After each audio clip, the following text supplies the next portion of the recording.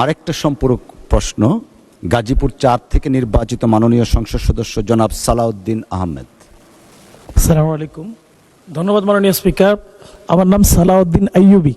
আমি দুঃখিত, এখানে লেখা আছে ওইভাবে, হয়তো আমাদের লেখাতে একটু ভুল হয়েছে।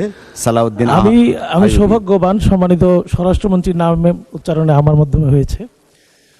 ধন্যবাদ মাননীয় স্পিকার।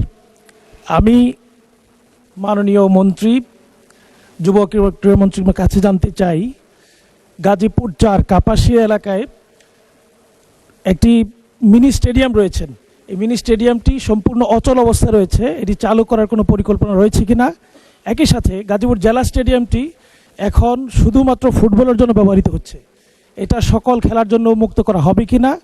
একই সাথে গাজীপুর গ্যাস না থাকার কারণে গাজীপুর 4 কাপাসিয়া আসনে সেখানে কর্মসংস্থানের পর্যাপ্ত কোনো ব্যবস্থা নেই, ইভেন শিল্প কারখানা নেই।